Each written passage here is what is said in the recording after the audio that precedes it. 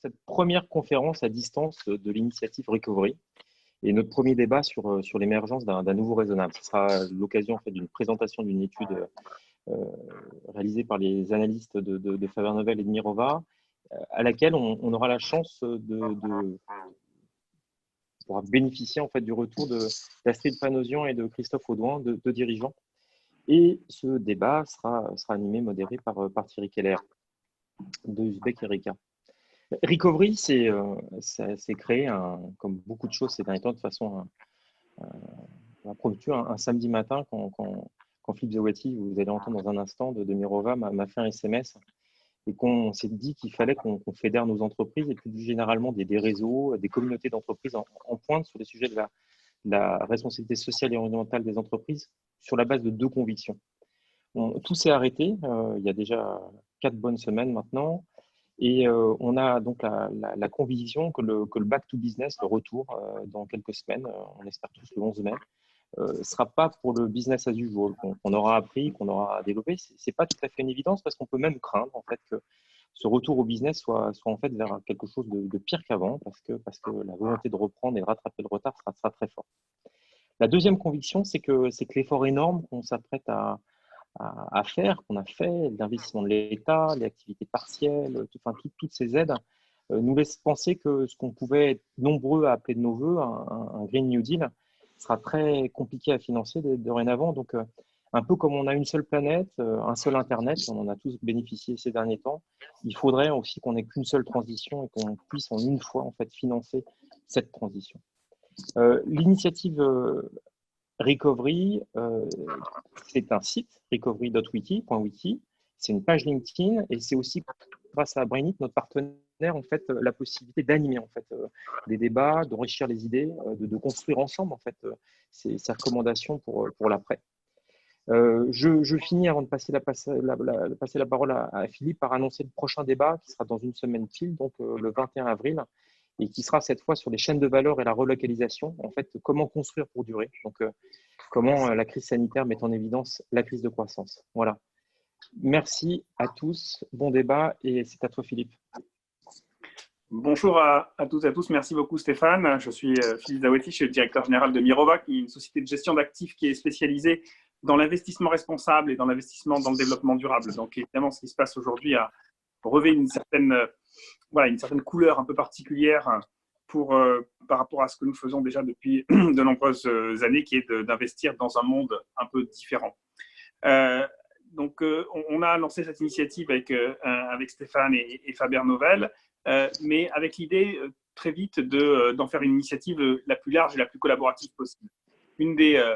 Un des biais et des tendances qu'on voit ces dernières semaines, c'est que chacun un peu apporte ses idées un peu trop en silo, un peu dans son couloir de nage, on va dire, souvent en répétant des idées qui avaient été développées avant et ne se rend pas forcément compte de l'importance de travailler de façon collaborative. Et donc, on a essayé de réunir autour de nous le maximum de réseaux et d'entreprises. Donc, je voulais remercier les réseaux qui ont d'emblée accepté de rejoindre l'initiative. Je pense notamment au réseau Bicorp et à Bilab France. Je pense à la communauté des entreprises à mission, à Finance for Tomorrow et au Collège des directeurs du développement durable. Et puis par ailleurs, cette initiative se place aussi dans le cadre un peu plus global de la coalition 10% qui avait été lancée il y a quelques mois déjà par le Haut Commissariat à l'économie sociale et solidaire et Christophe Itier. Donc nous, Faber Novel et Mirova, je veux dire, on a été un peu à l'initiative de ça au démarrage. Je pense qu'on va progressivement, notre idée n'est pas de rester en front line, j'allais dire, mais de progressivement laisser la communauté et l'ensemble des entreprises qui participent prendre le devant de la scène et que ça devienne une initiative collaborative la plus riche possible. Voilà, je vous remercie beaucoup et je vous souhaite un très bon débat. À tout à l'heure. Et je laisse la parole tout de suite à Thierry. Oui, merci beaucoup, merci à vous deux. Et puis merci aussi pour l'initiative.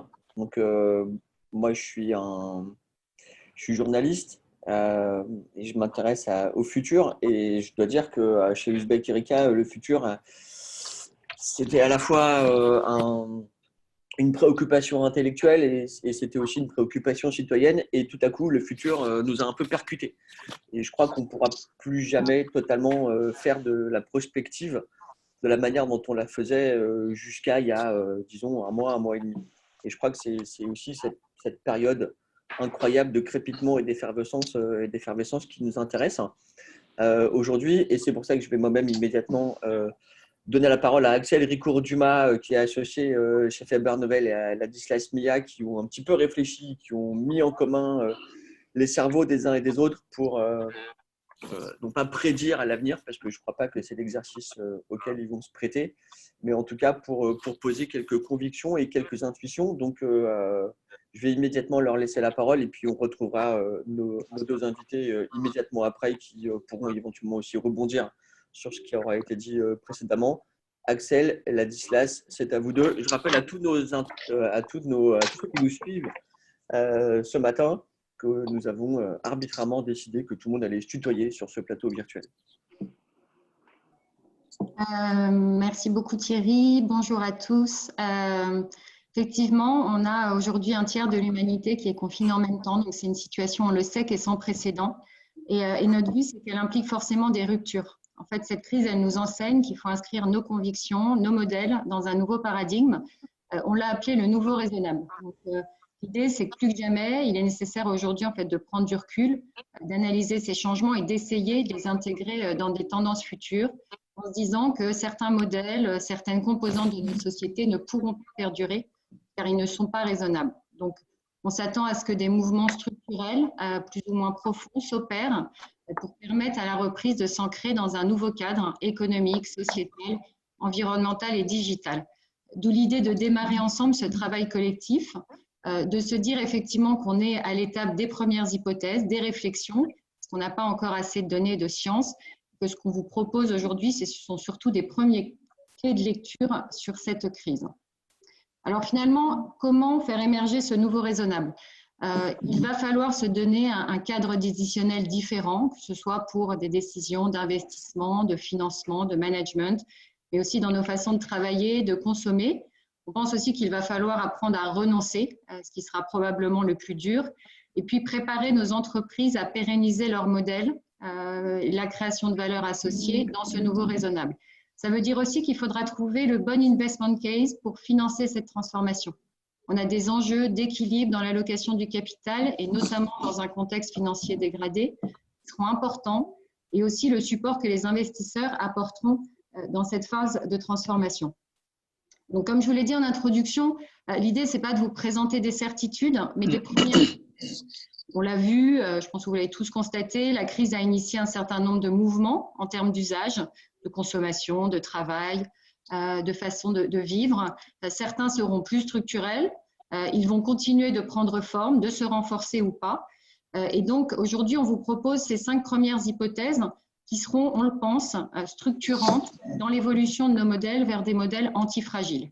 Antifragiles, ça veut dire qu'ils auront la capacité à saisir les opportunités qui sortiront de cette crise et pas seulement à être résilients. La première hypothèse est liée à la distanciation sociale et l'impact qu'elle aura sur l'appropriation de certaines technologies, l'évolution de la ville, l'organisation du travail ou des espaces de manière générale. On l'a vu dans ces premières semaines de crise, des technologies sont passées à l'échelle pour permettre la distanciation sociale, le paiement mobile évidemment, mais aussi des technologies autour de la santé comme la téléconsultation, tout simplement le travail à distance ou encore la montée en puissance du e-commerce. Donc finalement, ce sont des technologies qui étaient exploratoires pour certaines, qui pourraient à l'avenir devenir des barrières à l'entrée pour ceux qui ne les adopteraient pas.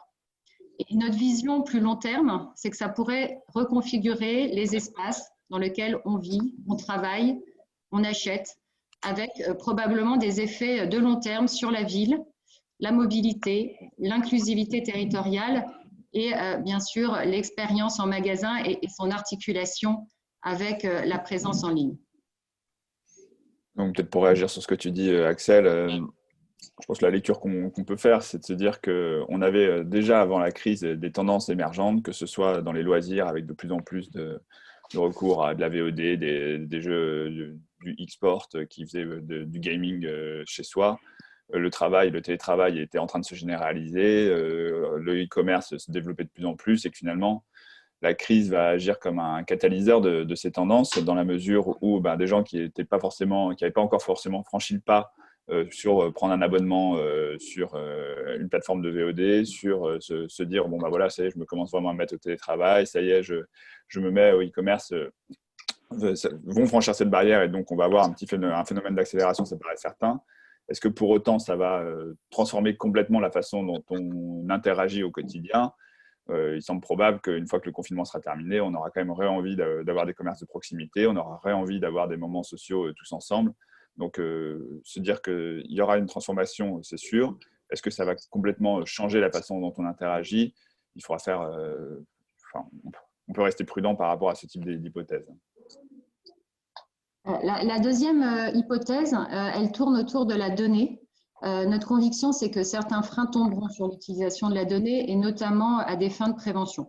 On le sait aujourd'hui, il y a déjà des pays dans lesquels les données de localisation sont utilisées pour traquer le virus, le prévenir, le contrôler.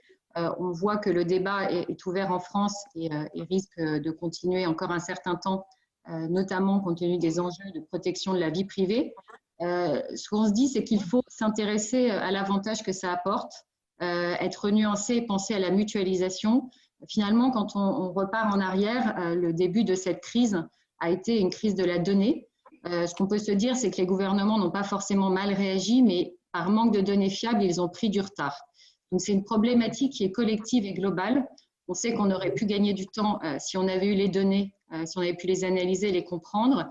Après, ce qui est important, c'est de se dire que la notion de données, ça recouvre beaucoup de choses et qu'il y a des données qui peuvent aider à sauver des vies, à faire de la prévention et d'autres types de données.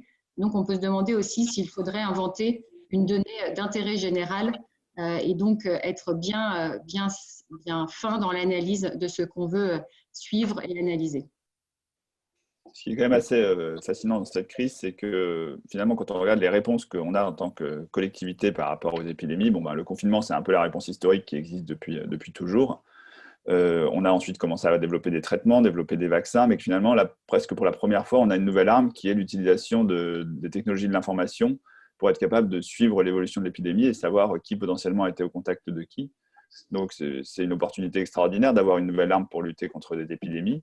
Évidemment, ça pose des questions de respect de la vie privée, mais qui ne sont pas nouvelles. Donc, on l'avait vu avec l'affaire Cambridge Analytica, on l'a vu avec toutes les problématiques de fake news. Donc, quel rapport on pose, quelle limite on pose à l'essor de la technologie pour avoir respecté la vie privée et s'assurer que les droits de chacun sont bien respectés. J'ai tendance à penser que je suis convaincu qu'on peut collectivement trouver une manière d'avoir le meilleur des deux mondes, à la fois des nouveaux outils, des nouvelles armes, utilisant l'intelligence artificielle, utilisant les données pour lutter contre l'épidémie, mais protéger la vie de chacun. Il faut trouver cet équilibre, c'est difficile, mais on peut y arriver. La troisième hypothèse, elle est autour de la notion de résilience et d'antifragilité et d'adaptabilité aussi au risque. On sait que ces éléments-là vont être vraiment centraux dans la reconstruction des modèles économiques. On le voit depuis un certain temps, l'approche systémique, donc intégrant toutes les parties prenantes, dans le pilotage et la valorisation des entreprises, elle va devenir vraiment centrale. On sait que c'est compliqué d'évaluer la valeur des entreprises aujourd'hui pour des investisseurs. C'était déjà le cas avant dans un contexte d'innovation, mais là, avec la volatilité qu'on connaît, le manque de visibilité, c'est forcément exacerbé. Donc, plus que jamais, les entreprises vont devoir convaincre de leur pérennité et de leur capacité de croissance à long terme. Notre conviction, c'est que les actifs incorporels essentiels sur lesquels elles peuvent s'appuyer, c'est-à-dire les talents, les clients, l'écosystème, l'impact RSE, l'infrastructure au sens physique et technologique, il faudra les reconsidérer à la lumière de ce nouveau raisonnable, mais ce seront des actifs importants pour accroître la résilience, voire devenir antifragiles et surtout beaucoup plus adaptables face à des risques existants, mais aussi des risques qui vont émerger. Avec une question sous-jacente qui est finalement à quel rythme on va pouvoir adapter les modèles pour les rendre antifragiles au vu des enjeux sociaux et financiers et comment les investisseurs vont considérer et soutenir ces évolutions.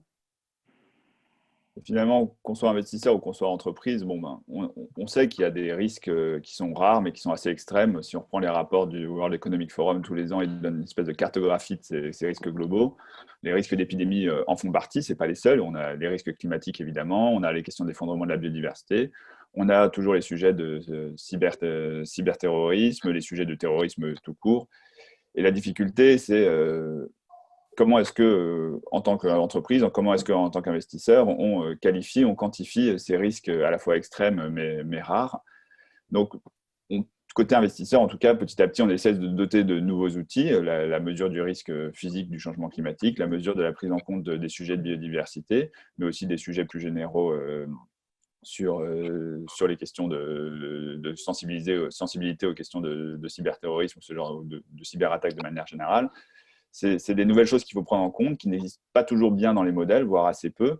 Le quantifier précisément, je pense que c'est un petit peu une illusion. On ne sera jamais capable, c'est toujours l'équation 0 fois l'infini, c'est difficile à quantifier. Est-ce que pour autant, on n'a rien à dire là-dessus en tant qu'investisseur et ça n'implique pas des façons d'investir un petit peu de manière différente, de prendre en compte ces nouveaux sujets? Je pense qu'il y a des questionnements à se poser sur notre métier, côté investisseur, je pense aussi côté entreprise. La quatrième hypothèse, elle découle de celle dont on vient de parler. C'est cette hypothèse qui s'articule autour des écosystèmes et plus spécifiquement de l'évolution des chaînes de valeur. On a vu que cette crise, finalement, avait été un stress test grandeur nature pour beaucoup de modèles économiques et on a vu que des pans entiers de la chaîne d'approvisionnement avaient été au bord de la rupture. Donc, cette crise a sans doute mis en exergue le fait que des modèles étaient poussés à l'extrême en termes de externalisation, de désintégration verticale, de délocalisation, avec des chaînes très optimisées qui ont créé des points de faiblesse énormes. Donc, la question de l'externalisation telle qu'elle a été menée, notamment dans un souci d'optimisation et de préservation des marges, va devenir assez centrale. Et elle nous amène aussi à réfléchir sur les écosystèmes, la façon dont ils ont été construits, avec quelles parties prenantes et quel partage de la valeur. Il y aura probablement une reconfiguration de ces chaînes de valeur et de ces écosystèmes, en tout cas une partie d'entre eux. La question, c'est dans quelle proportion? Est-ce qu'on va aller vers un design de ces chaînes de valeur plus frugales en intégrant mieux l'impact RSE? Parce qu'on voit aujourd'hui que la continuité de l'activité est en jeu. Certaines chaînes ont déjà commencé à le faire et donc jusqu'où on ira dans le rééquilibrage de ces écosystèmes? Peut-être d'un point de vue en termes de séquence, ce qui est sûr, c'est qu'on va avoir une première étape qui sera sur la définition de quels sont les secteurs stratégiques pour les économies.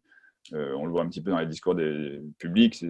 On sait déjà qu'il y aura de la relocalisation, de la production de masques, c'est évident, de la production de ventilateurs, de médicaments. L'agriculture est déjà un sujet qui est considéré comme stratégique, sur lequel il y a une volonté de garder du local. On voit qu'il y a aussi beaucoup de débats sur les technologies de l'information. Dans quelle mesure est-ce qu'on veut que les équipements de réseau soient des équipements faits par des puissances étrangères ou faits localement? Donc ça, ces débats sur qu'est-ce qui est stratégique, qu'est-ce qui ne l'est pas, va se renforcer. Après, il y a un débat de fond qui reste sur est-ce qu'il faut aller vers plus ou moins de mondialisation. Donc, d'un côté, il y a les gens qui disent non, il faut plus de local. D'autre côté, les gens qui disent non, au contraire, ce dont on a besoin, c'est plus de coopération pour pouvoir réussir à passer outre les épidémies.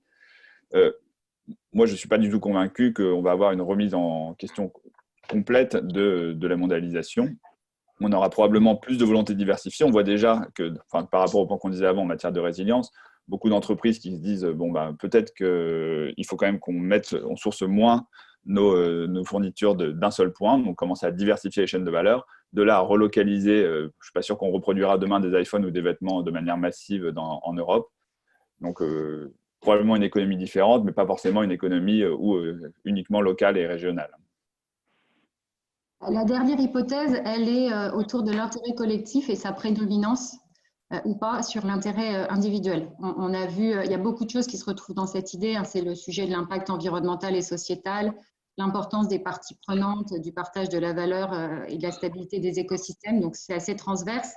On a vu que cette crise avait révélé la nécessité de collaboration entre les individus, avec les entreprises, les États, donc une collaboration assez globale, et l'impératif stratégique pour les entreprises de participer à cet effort sociétal. On peut se demander si c'est le début d'une collaboration accrue entre toutes ces parties prenantes pour plus d'inclusion. Bien sûr, c'est une attente, je pense, de beaucoup, mais on l'a volontairement mis sous forme de question car ça reste quand même une interrogation. On a vu que cette crise, elle a aussi d'une certaine façon accentué la fracture sociale, ou elle l'a mis encore plus en évidence. Et sur le plan environnemental, on voit aussi qu'il y a eu des choses très positives qui sont ressorties d'une économie à l'arrêt, mais on l'a vu dans des images. Mais finalement, dans une économie qui repart, sous contrainte budgétaire, comment et va-t-on continuer d'accélérer le rythme de la transition écologique? Ne risque-t-on pas justement de le ralentir? Bien sûr, ce sont à la fois des choix publics et des choix privés qui aideront à faire évoluer ça. Donc, finalement, ce qu'on voit bien, c'est qu'on est un petit peu à une croisée des chemins. La façon dont on va rebondir après crise va clairement nous emmener dans une direction. C'est pas du tout gagné qu'on s'oriente collectivement vers une économie plus respectueuse de l'environnement et plus inclusive. Donc, il y aura besoin clairement des énergies de chacun pour y arriver. Donc, c'est un peu, je pense, le sens de cette initiative Recovery, c'est de lancer, en tout cas déjà côté entreprise, essayer de faire en sorte que les entreprises, petit à petit, se lancent dans cette réflexion autour d'un modèle plus inclusif, plus respectueux de l'environnement. Voilà, je pense que c'est clairement le sens de cette initiative. Donc finalement, pour conclure, dans ce nouveau raisonnable, si on tient compte de toutes ces hypothèses, comment on continue d'innover? C'est sûr que pour nous, chez Faber Novel, c'est un sujet important et je pense que ça l'est pour vous tous. On se retrouve face à un dilemme à plus grande échelle, le dilemme de l'innovateur. Notre conviction, c'est qu'il faut continuer d'explorer, de réfléchir, d'avoir des idées, parfois qui ne sont pas raisonnables, pour continuer d'innover. Je pense que les designers qui sont probablement connectés à cette conférence partagent cette idée. Mais après, dans l'action, dans la prise de décision, il va falloir qu'on s'assure qu'on respecte bien les points qui sont sur la droite, c'est-à-dire qu'on base nos décisions sur des données et des faits, qu'on s'assure qu'on est dans une approche saine d'un point de vue économique, c'est-à-dire des modèles qui soient plus que résilients mais antifragiles, et aussi des écosystèmes qui soient plus stables et plus équitables. Et puis, il faut aussi s'assurer que ces décisions elles sont acceptables culturellement et qu'elles sont aussi éthiques, en tenant compte bien sûr de la liberté de nos talents et du fait que chacun d'entre nous va probablement pivoter et arbitrer en termes de valeur.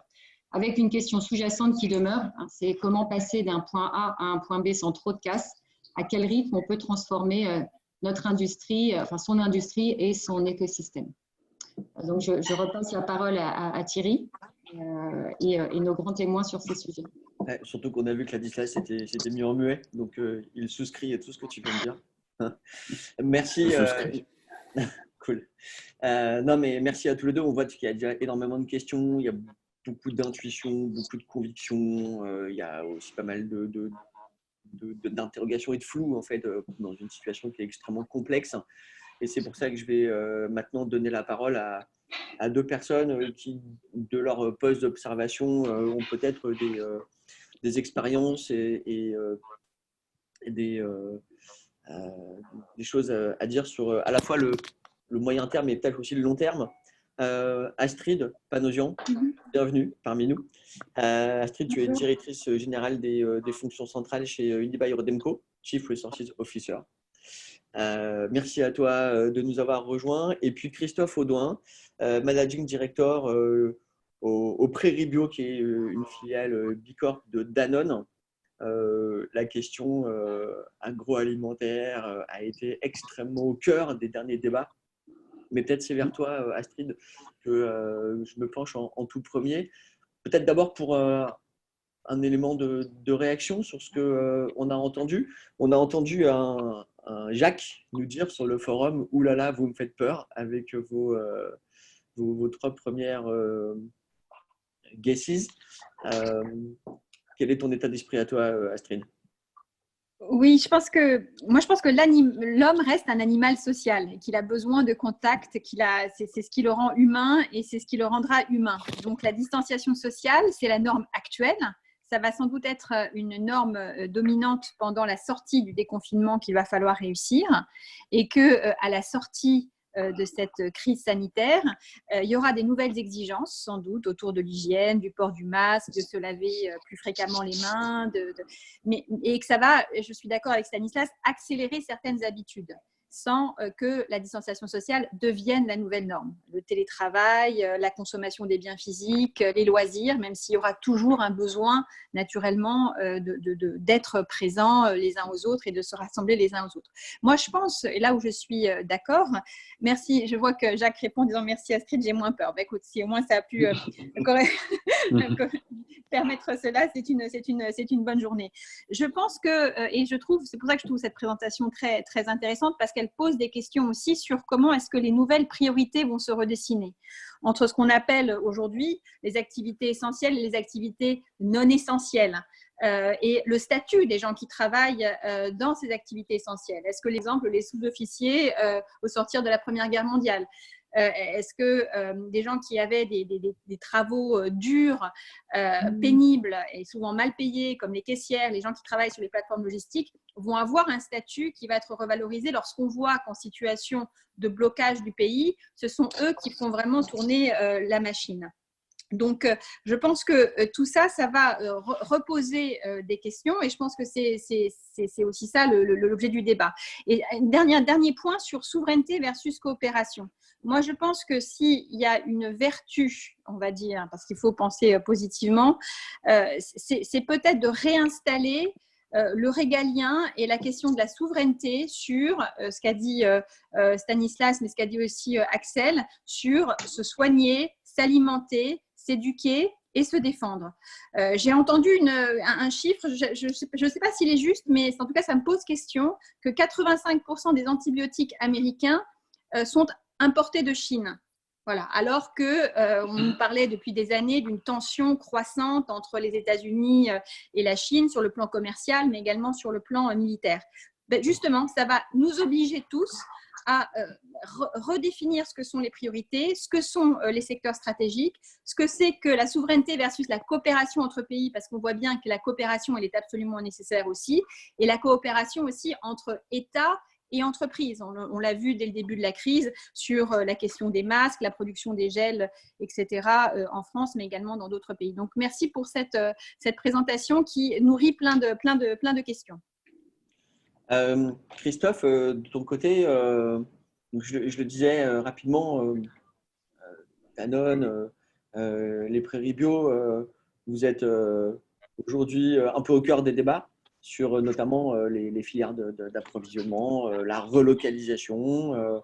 Est-ce que tu sens, depuis ce poste d'observation très particulier, que précisément on est dans un mouvement d'accélération par rapport à ce à quoi on assistait juste avant cette crise? Oui, en fait, pour revenir également, vous m'entendez bien? Ouais, c'est bon, c'est prêt.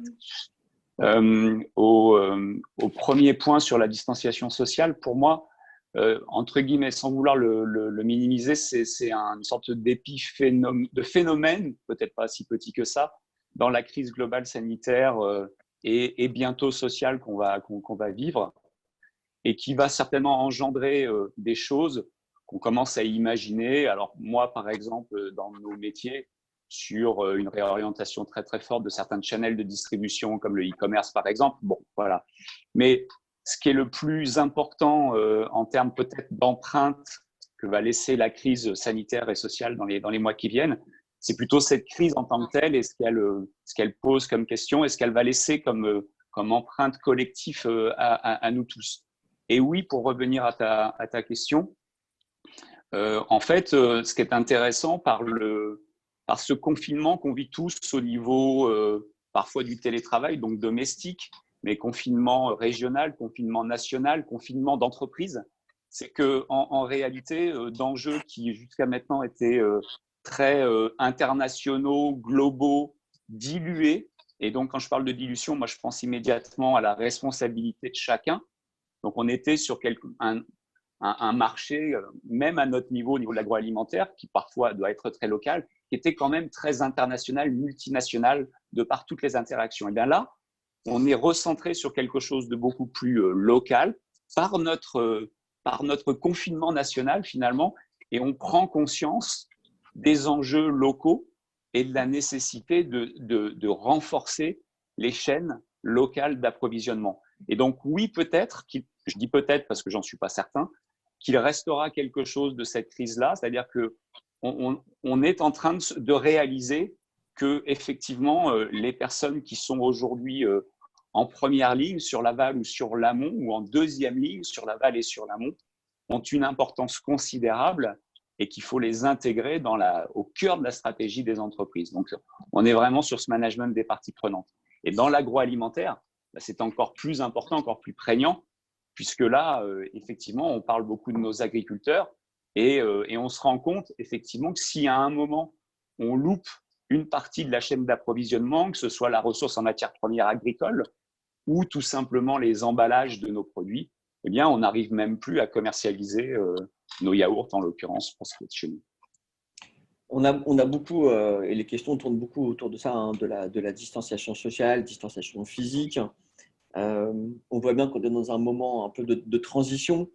On se disait aussi en préparant ce live qu'il y avait dans la retour à la normale, en tout cas en Chine, il y avait de plus en plus de gens qui hésitaient à prendre les transports en commun et donc qui reprenaient leur voiture, et donc potentiellement avec des facteurs extrêmement polluants. Est-ce que ce grand soir, peut-être que beaucoup attendent au sortir de cette crise, ne va pas avoir des externalités négatives un peu inattendues, et sur combien de temps? Je m'adresse à tous les deux. Oui, je pense qu'on est… Vas-y Christophe, si tu veux. Non, vas-y Astrid. Non, je pense qu'on est dans des moments de dilemme entre coopération versus souveraineté versus confrontation. On est aussi en des dilemmes entre l'individu qui est consommateur et l'individu qui est citoyen, entre le court terme et le long terme. Et typiquement, sur la question des transports, quand le déconfinement va vraiment avoir lieu, on le voit aussi dans les pays qui ont été plus touchés et avant nous, il y a plus de recours à la voiture. Et donc ça se fait effectivement au détriment de l'environnement.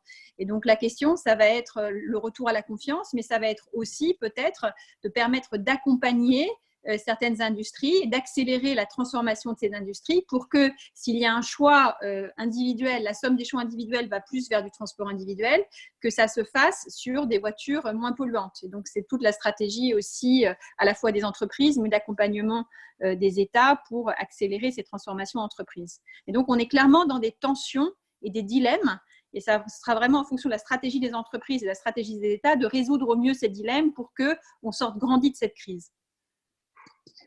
Christophe, tu veux ajouter quelque chose sur ce point? Oui, pour rebondir, moi j'ai l'impression… Alors d'abord, il y a quelque chose, je voulais parler de ça aussi. On parle de recovery là, depuis le début, si je peux me permettre. Je trouve que déjà nous-mêmes, on se trompe sur l'horizon temporel, dans le sens où il est bien possible qu'il n'y ait pas de recovery en réalité.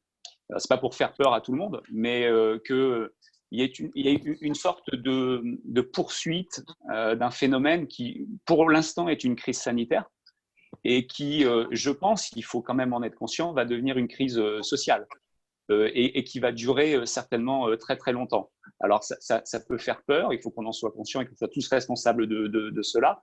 Mais en réalité, c'est pour rebondir un peu sur les habitudes qui vont revenir après, c'est peut-être aussi une opportunité que cette crise dure et s'inscrive un peu plus dans la durée, parce que c'est la seule façon probablement d'ancrer et de changer les choses de façon majeure, parce qu'on ne va pas résoudre tous les problèmes en quelques semaines en ayant compris ce qui s'est passé sur 4 ou 8 semaines de confinement. Ça, c'est la première chose. Et puis, la deuxième chose, je pense que cette crise, qu'elle soit sanitaire et puis sociale, et si elle dure, elle ne va pas faire bouger tous les curseurs et on ne va pas tout faire bouger et tout changer. Je pense même qu'on va retomber dans des excès, effectivement, vous le disiez en introduction, qu'on avait avant la crise et qu'on va retrouver.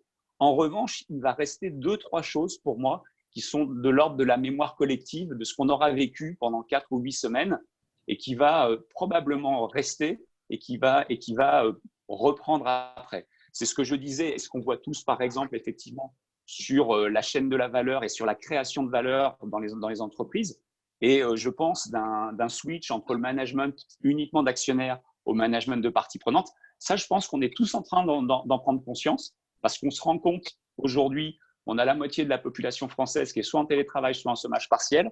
et on se rend compte qu'il n'y a que quelques personnes qui tiennent la France aujourd'hui. Donc ça, les Français sont en train de prendre conscience de ça à tous les niveaux, et ça va marquer très, très fortement les esprits. Et puis, on est en train de comprendre aussi que les enjeux collectifs aujourd'hui sont très, très supérieurs à toute la somme des enjeux individuels ou des petits collectifs comme les pays, les organisations d'entreprise, ce genre de choses. Et ça aussi, ça va marquer les personnes. Et ça aussi, ça va avoir une incidence sur la façon dont les entreprises continueront à exister dans les mois qui viennent. Il y avait quand même, avant la crise, une remise au cœur des stratégies, des enjeux RSE, des enjeux de sens. Si je te suis, Christophe, il y a un doute sur ces thématiques-là. On a plutôt le sentiment qu'on a tous envie de prendre un peu comme des bonnes résolutions. Et donc, de ce point de vue-là, il y aurait potentiellement une accélération. Et je vous vois tous les deux, je vous entends parler tous les deux de graves crises sociales. Je vois bien l'idée de tension, mais comment on fait quand on est en charge, comme vous l'êtes tous les deux, pour précisément accélérer le bon côté de ce qui existait avant?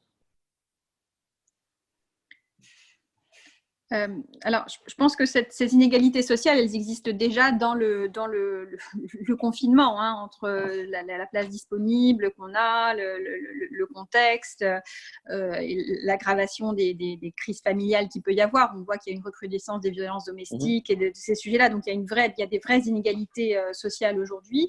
Des vraies inégalités sociales aussi, il y avait une étude qui montrait que 75% des cadres sont en activité partielle, souvent, et que la capacité à avoir accès à l'activité partielle, finalement, est aussi assez liée au niveau de statut et de revenus, et que c'est beaucoup plus difficile pour les indépendants, les artisans, etc. etc. Donc ça, c'est la première chose. Deuxième chose, c'est qu'au sortir de ce confinement, il va y avoir beaucoup d'entreprises, malheureusement, qui ne vont pas réussir à se remettre parce que c'est des chaînes d'approvisionnement, on l'a vu, c'est une crise de la demande, c'est parfois une crise d'autres sujets. Et donc là, il va y avoir, quand il n'y aura plus ces instruments d'activité partielle, du chômage de masse. Ça, c'est probablement le cas. Et là, les personnes qui seront touchées va aussi dépendre beaucoup de leur situation initiale. Donc, la responsabilité des entreprises, il y a déjà une première responsabilité quand c'est possible pour les entreprises et qu'elles doivent avoir recours à l'activité partielle. Est-ce que, oui ou non, on compense le net ou pas? On a la chance en France, moi je travaille dans une entreprise qui est dans plein de pays, de voir comment la France a un système finalement assez généreux et assez efficace d'activité partielle, similaire à ce qui existe en Allemagne, mais qui n'existe pas dans des pays d'Europe du Sud, dans des pays d'Europe centrale, ni même en Angleterre, ni même aux États-Unis, où les systèmes sont beaucoup plus restrictifs. Donc déjà, il y a la capacité d'activité partielle et de compenser le net ou pas pour qu'il y ait moins de manque à gagner. Et ensuite, je pense qu'on ne peut pas se substituer, nous, entreprises, au rôle social, en tout cas de perte de revenus massifs des salariés en cas de chômage. Notre responsabilité en tant que dirigeant, c'est précisément de transformer nos business models pour qu'on soit de nouveau en mesure à la fois de faire face au choc et de pouvoir continuer à recruter et à se développer. Mais je pense qu'il faut…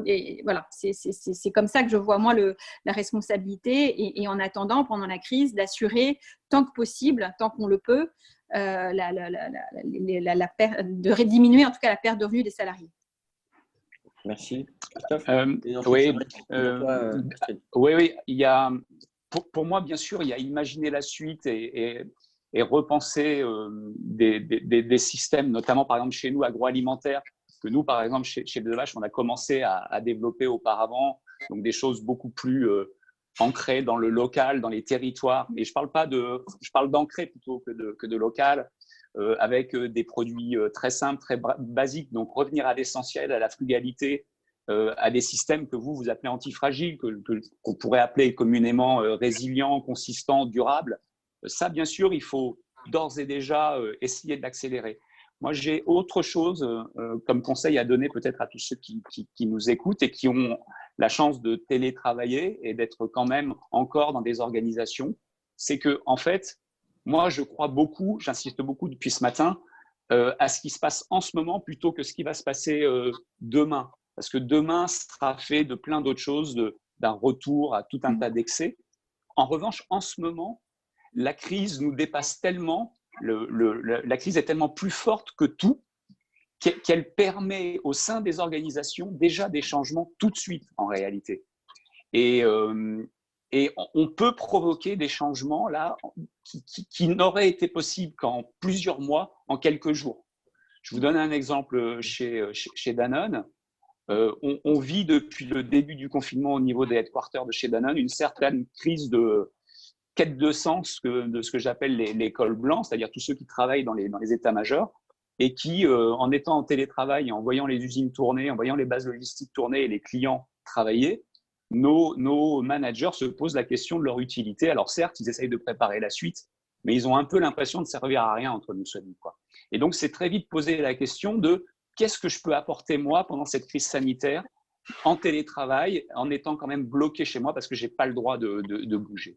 Et on a réussi à mettre en place, parce que on a insisté pour le faire et qu'on a eu une demande et qu'on a réussi à la faire monter tout en haut de la pile, une forme de bénévolat, de mécénat de compétences, qui était un sujet qui volait depuis un moment, mais qui n'était pas, qu'on ne pouvait pas mettre en place et qu'on a mis en place en moins d'une semaine au sein de Danone, avec la possibilité pour tous les salariés de donner une journée de leur temps de travail au service d'une association qui en ce moment a besoin d'un engagement très très fort pendant la crise sociale. Ce sont typiquement ce genre de choses qu'il faut faire en ce moment. En fait, le changement pour le recovery se fait maintenant, beaucoup plus que demain. Merci. Alors, il y a une question très ponctuelle pour toi, Astrid, qui nous vient de Clarisse. Quelle coopération factuelle envisagent les grands bailleurs, dont Unibail, par rapport à leurs premiers clients que sont les magasins? Est-ce que vous avez déjà commencé à réfléchir en collaboration avec eux? Oui, tout à fait. Ça se fait au niveau des confédérations, donc confédération des centres commerciaux. Et je pense qu'on va faire une distinction entre les grandes chaînes, les grandes marques, les Inditex et H&M de ce monde. Et les commerçants plus petits. Et je pense aussi aux restaurateurs qui, on l'a vu avec l'allocution du président de la République, ne vont pas pouvoir reprendre leur activité même après le 11 mai, en tout cas normalement. Donc, ce sont des discussions et des réflexions de fond qu'on a au niveau de la profession et qui s'engagent. Et je pense qu'elles seront différenciées aussi en fonction de la taille des enseignes. Merci. Alors, à tous les deux, il y a une question de quelqu'un qui est arrivé en retard, mais je me permets de la poser quand même. On parle beaucoup des conséquences de cette crise. On n'a pas parlé des causes. J'entends derrière cette question une certaine forme de culpabilité. Est-ce que ce serait un peu notre faute à tous parce que nous aurions surconsommé, parce que nous n'aurions pas enclenché les dynamiques positives à temps ou qu'on aura mis trop de temps pour le faire? Est-ce que c'est, disons, une cause totalement anecdotique qui est devenue majeure, juste un petit virus qui s'abat sur la planète, ou est-ce que s'il y a quelque part notre responsabilité en tant que, je dirais, capitaliste, si j'ose le terme? Je vais peut-être faire une réponse un peu provocante, mais je pense que quand on voit l'origine même de la crise, on est d'abord sur une crise qui est sanitaire et du non-contrôle de la sécurité sanitaire et alimentaire et de la chaîne, justement, par un État qui préfère investir massivement dans le contrôle de ses citoyens, éventuellement avec des nouvelles technologies, mais sans nécessairement investir, en tout cas comme il aurait fallu, dans toutes les régions. Sans doute que c'est différent en fonction des régions, mais sur les questions de surveillance et de sécurité alimentaire. Et donc, on revient sur ce qu'on disait, ce que la présentation disait, sur la question du régalien et des choses absolument essentielles qui, quand elles ne sont pas maîtrisées, révèlent tout simplement notre fragilité. La question de la sécurité alimentaire et de la sécurité sanitaire. Alors, si on tire un peu le fil de cette histoire, on est là sur la question de la souveraineté. Christophe, tu voulais dire quelque chose? Ou la dysplasie? Non, ce que je voulais dire, c'est que franchement, moi, je me sens à titre personnel complètement incapable de savoir, je ne me sens pas coupable de ce qui s'est passé. Cette crise sanitaire est arrivée, elle est arrivée, on comprendra peut-être plus tard pourquoi. et ça sera le moment de comprendre. Ce qui est vraiment intéressant, c'est ce qu'elle révèle et ce qu'elle nous permet de voir quand on se retrouve dans une situation inédite comme celle-ci. C'est surtout ça qui est intéressant. Moi, je n'ai pas du tout envie de juger ou de me sentir coupable de quoi que ce soit face à ça. Par contre, on pourra être coupable de ne pas avoir suffisamment bien réagi et compris ce qui est en train de nous arriver. Ça, oui. Ladislas? Je pense qu'il y a un peu plusieurs éléments, j'imagine, qui sont sous la question. Enfin, quel type de responsabilité on peut avoir dans ce type de cas? Est-ce qu'on peut se dire qu'on ne s'est pas assez bien préparé à la gestion d'un risque comme ça? C'est ce qui est un peu mentionné, mais qui pose la question de manière générale, selon tous les types de risques extrêmes. Est-ce qu'on investit suffisamment pour se préparer, avoir investi suffisamment dans les respirateurs, mais demain sur une crise nucléaire, est-ce qu'on a investi suffisamment dans les centrales suffisamment sûres? Est-ce que sur des risques de montée des eaux, est-ce qu'on a construit des digues suffisamment hautes? Est-ce que voilà, tant que l'inondation n'est pas arrivée, on va dire les digues ça ne sert à rien, mais le jour où l'inondation arrive, on est bien content qu'elle soit là. Donc il y a ce premier type de responsabilité. Ensuite, il y a une deuxième question qui se pose potentiellement sur est-ce que finalement la mondialisation, c'est pas bien parce que du coup, quand on a un problème qui se passe en Chine, ça arrive partout dans le monde. Franchement, je ne suis pas convaincu que, même si ça se propageait plus lentement autrefois, les épidémies se propageaient quand même partout dans le monde. Donc, on vit dans des sociétés qui sont connectées, donc c'est malgré tout difficile. Et après, je pense que ce qui était un peu sous-jacent, c'est est-ce que notre capacité, ce qu'on fait en matière de chute de biodiversité, d'augmentation des températures, ne sont pas une des sources de montée de ces épidémies. Il y a des études qui tendent à montrer que la déforestation et la perte de biodiversité tend à renforcer les épidémies. On sait que l'augmentation des températures va renforcer potentiellement les épidémies avec des maladies qui étaient autrefois tropicales qui vont migrer dans des régions plus tempérées.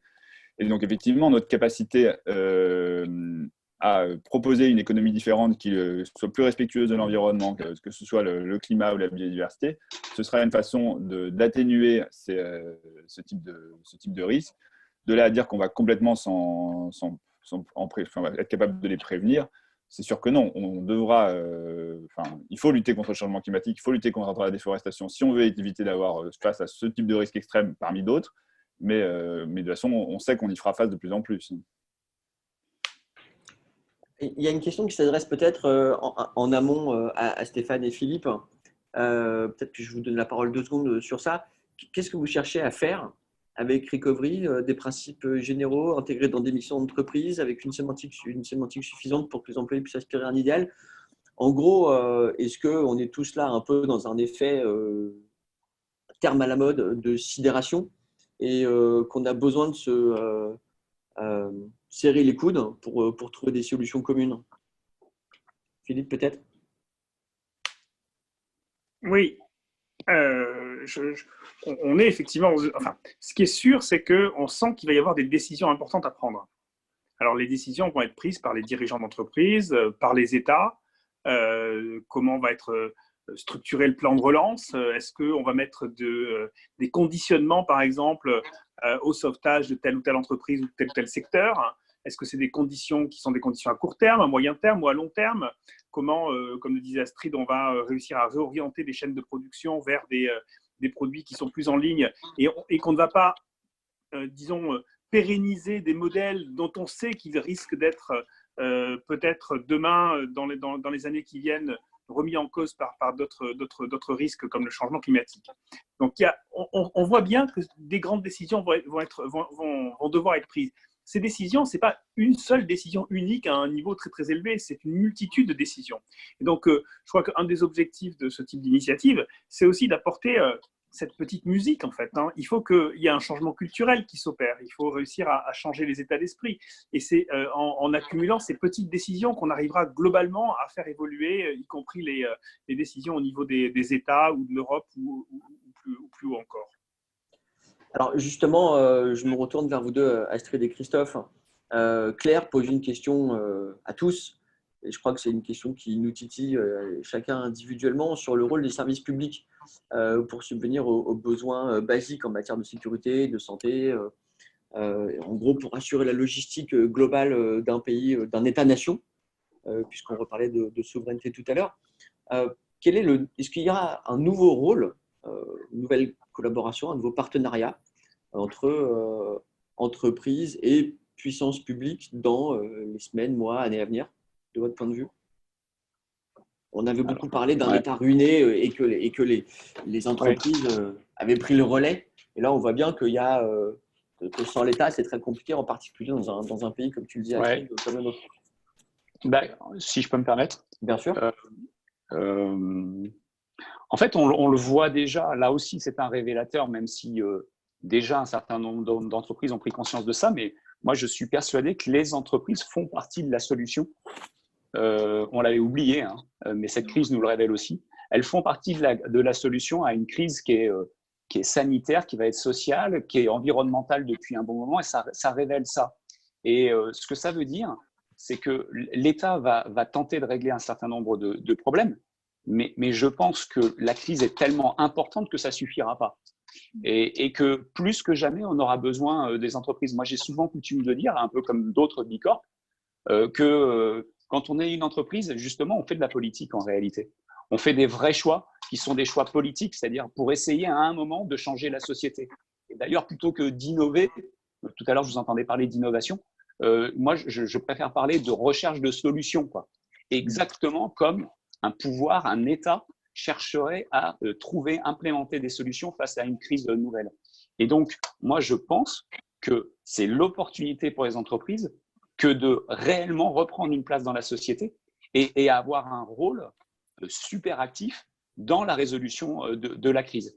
Et on le voit quand même, ce qui est en train de se passer en ce moment est de l'ordre, entre les entreprises même, de la collaboration, de la compétition plutôt que de la compétition, parce que les enjeux sont dramatiques et nous dépassent tous, quoi. Et j'aimerais que ça continue de cette façon-là, parce que l'État ne pourra pas tout faire. Et ce n'est pas une façon d'avoir une vision politique de dire ça, ce n'est pas être ou libéral ou pas libéral, c'est que ça ne suffira pas. Et donc, on va avoir besoin des boîtes. Astrid, et puis Ladislas, non, mais je suis totalement en ligne avec ce que vient de dire Christophe. Les entreprises font et feront partie de la solution. On le voit même sans doute sur les recherches de vaccins, où ça se fait aussi par la collaboration entre des institutions de recherche publiques et des grandes boîtes pharmaceutiques, et que l'accélération de la diffusion du vaccin se fera par de l'industrialisation et par les entreprises privées. Idem pour toutes les solutions technologiques autour de la lutte contre le réchauffement climatique. Je pense que ça met en avant la capacité qu'auront les entreprises comme les États à réfléchir à leur capacité de résistance aux grands chocs, qu'ils soient sécuritaires, on a pu le voir pour le 11 septembre, les attentats en France, climatiques, on voit aujourd'hui sanitaires, réfléchir également aux nouvelles solidarités, parce que je pense que dans des périodes de chômage de masse qu'on risque de connaître dans un nombre de pays, quelles sont les nouvelles solidarités qu'on met en place, à la fois au niveau public, mais aussi au niveau des entreprises, comme au niveau des citoyens et au niveau du voisinage, et ainsi de suite. Et du coup, quelque part, ça met en avant, et je suis d'accord avec Christophe quand il dit ça, qu'on fait quelque part de la politique quand on est dans l'entreprise, mais ça met en avant la capacité de leadership et de responsabilité qu'on a tous, à chacun notre niveau, qu'on soit secteur public, qu'on soit secteur privé, qu'on soit secteur associatif, pour être des acteurs qui vont apporter des solutions à cette crise qui sinon nous dépassera tous. Ladislas, tu voulais rajouter un mot là-dessus ? Oui, enfin, je pense que ce soit sur les questions de développement durable ou sur les questions de réfléchir au monde d'après la crise du Covid-19, c'est une question qui revient fréquemment sur d'où doit venir le changement. Il y a souvent des débats, c'est l'État qui doit tout faire, non, c'est plutôt les entreprises, non, c'est plutôt, les deux sons, c'est la finance qui contrôle tout, ou non, de toute façon, c'est tant que les individus ne bougeront pas, il ne se passera rien.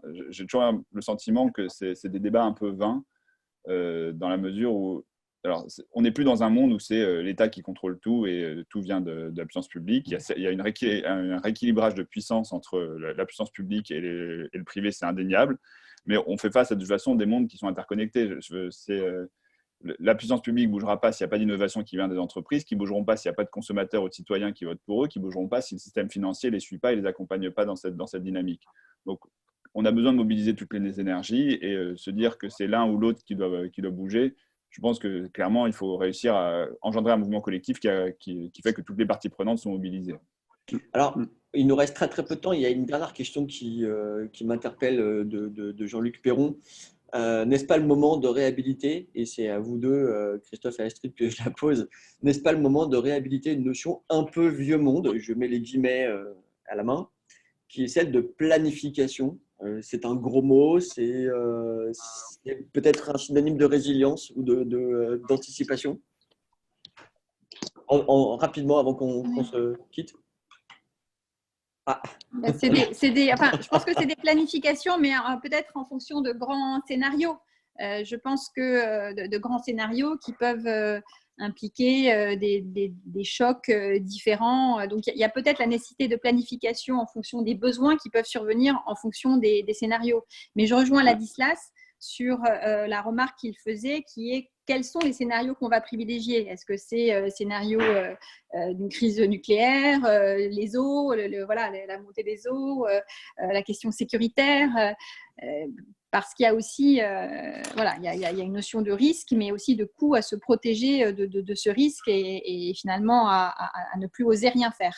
Mais je pense qu'il y a la notion de planification, mais d'agilité dans la capacité à planifier pour pouvoir à la fois anticiper différentes possibilités et quand la possibilité survient, d'avoir une capacité d'agilité. Donc, ce n'est pas de la planification data ou à 5 ans comme on connaît, mais je pense qu'il y a cette nécessité de voir un peu plus loin, oui, tout à fait. Christophe, de prendre en compte plus le long terme. Un petit plan quinquennal, mais à la mode agile. Plutôt que de planification. On sait ce qui nous attend. La crise sociale, environnementale, je pense qu'il n'y a plus grand monde pour la nier. Et moi, je préférerais transformer planification, pour les entreprises, c'est important, par vision, qui est un terme un peu galvaudé, mais c'est cette vision dont on a besoin, c'est-à-dire la capacité qu'ont avoir les entreprises à se projeter, non pas à 6 mois, mais à 4-5 ans, pour imaginer justement le monde d'après face à un contexte de toute façon qui est là, qu'on peut pas nier. Merci. Alors, il est l'heure de se quitter, puisqu'il est presque 13h et que mon rôle est aussi d'être timekeeper. Encore un vieux mot qui va perdurer quand on va tous se voir sur Zoom. Je voudrais vraiment vous remercier tous. Astrid, Axel, Ladislas, Christophe, Stéphane, Philippe. L'opération et l'initiative Recovery continue. On l'a dit, on continue à la fois en ligne et puis continue mardi prochain à midi pour un nouveau rendez-vous. Alors, je vais le dire in extenso, parce que c'est très important. Quand la crise sanitaire met en évidence la crise de croissance de notre économie, nouvelle chaîne de valeur et relocalisation, on a déjà un petit peu abordé cette question aujourd'hui et on la creusera mardi prochain. Merci à tous, merci pour vos questions. J'espère qu'on a été exhaustif, pas complètement, mais en tout cas beaucoup de choses tournées autour des mêmes sujets. Je crois qu'on a tous besoin de réponses et de coopération. Je crois que c'est un peu le maître mot qui ressort aujourd'hui. Merci encore à tous et à mardi prochain. Merci pour tout. Au revoir. Merci à vous tous. Au revoir.